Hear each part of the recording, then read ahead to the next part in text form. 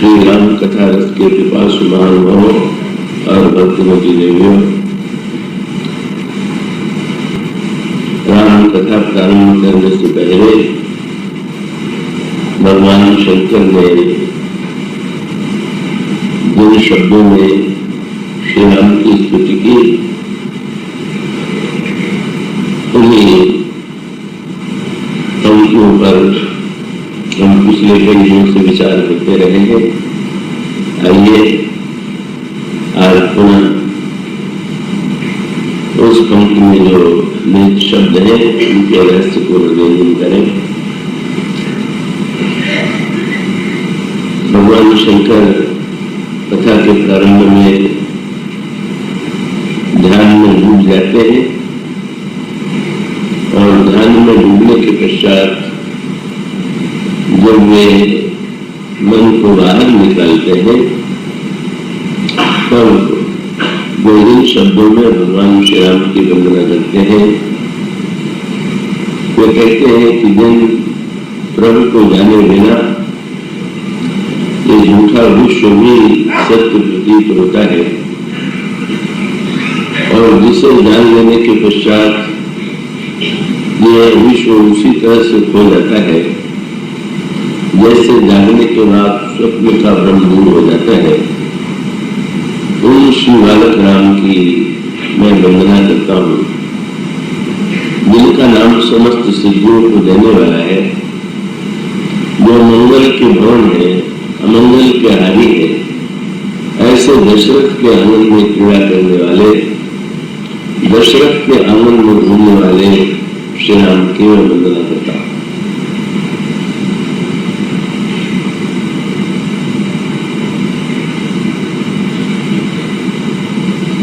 भगवान श्री राम के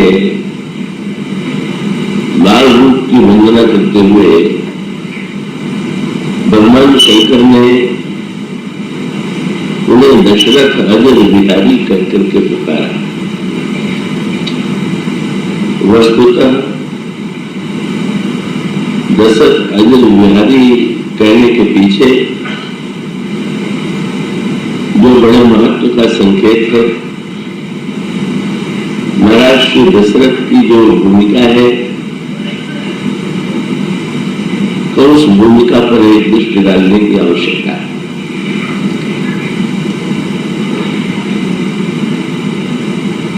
महाराज श्री दशरथ मनु के रूप में अनगिनत वर्षों तक साधना करते रहे।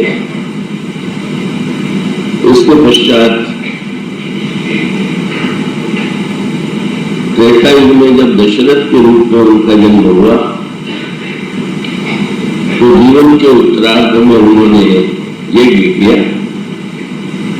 यज्ञ के परिणाम स्वरूप प्रभु माताओं के गर्भ में पधारे और श्री रामनवमी की पावन तिथि पर भगवान श्री राम का प्राकट्य हुआ। यहाँ पर दशरथ अजय बिहारी में दो संकेत है। मुझे विश्वास है कि गंभीर होते हुए भी आप उसे हृदयंगम करें। रंग जो है वो देश और काल की सीमा से परे और व्यक्ति जो है वो देश और काल की सीमा से घिरा हुआ है। तो ब्रह्म और जीव के बीच की दूरी कैसे मिटे, तो इसका दो ही उपाय है।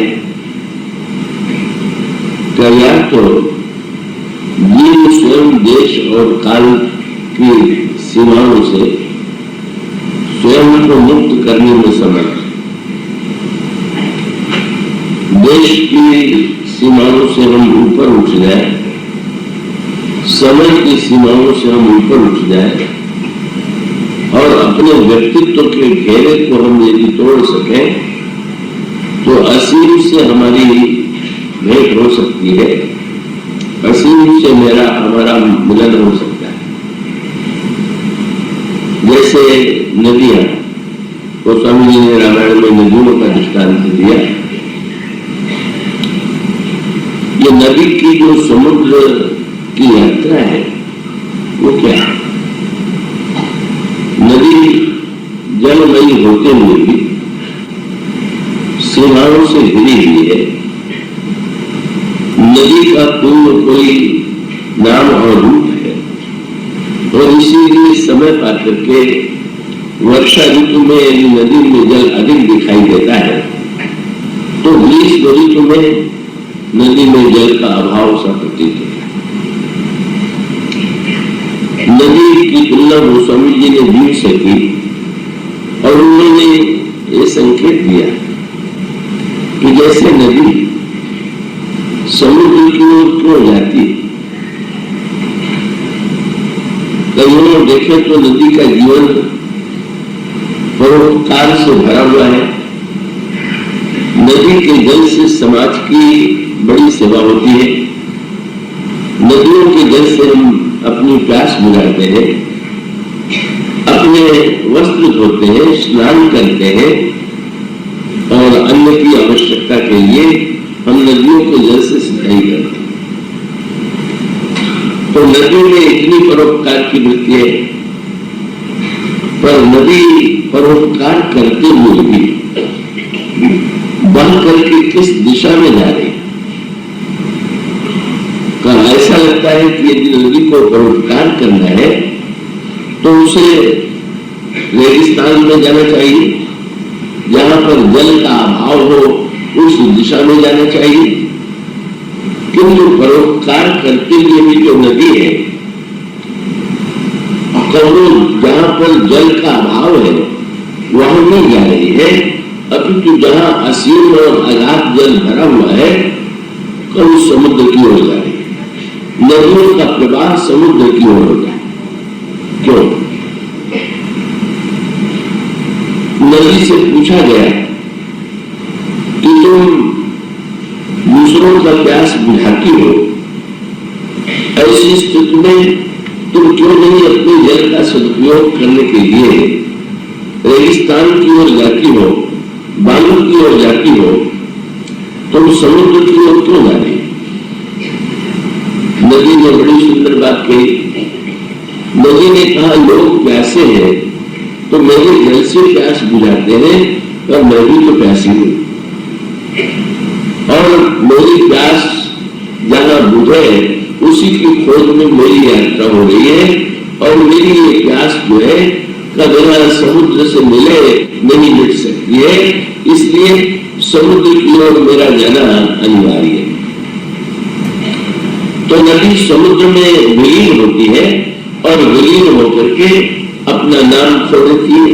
नाम की सीमा से जो नदी घिरी हुई है, ये गंगा है, या यमुना है, या नर्मदा है, या ताप्ती है, या कावेरी है, ये नदियों के जो नाम है, जब वो समुद्र में समाती है तो उनका नाम उठ जाता है।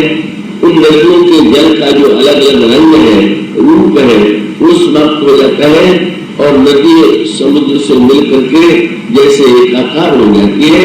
इसी प्रकार से रामायण में कहा गया, सरिता जल जल निधि बन जाई, कोई अचल निधि जीव हरि पाई। उसी प्रकार से जीव सत्कर्म करे, सेवा करे, परोपकार करे, पर इस सत्य को न भूले तो उसके जीवन की परिपूर्णता बिना असीम ब्रह्म में अपने को विलीन किए, बिना पूरी तरह से ब्रह्म से एकाकार हुए जीव के जीवन की जो प्यास है, जो उसके जीवन की अपूर्णता है, वो दूर नहीं हो सकती है। इसीलिए ज्ञान की साधना है ससीम को असीम की ओर ले जाना, और ससीम और असीम को मिला करके एकाकार कर देना।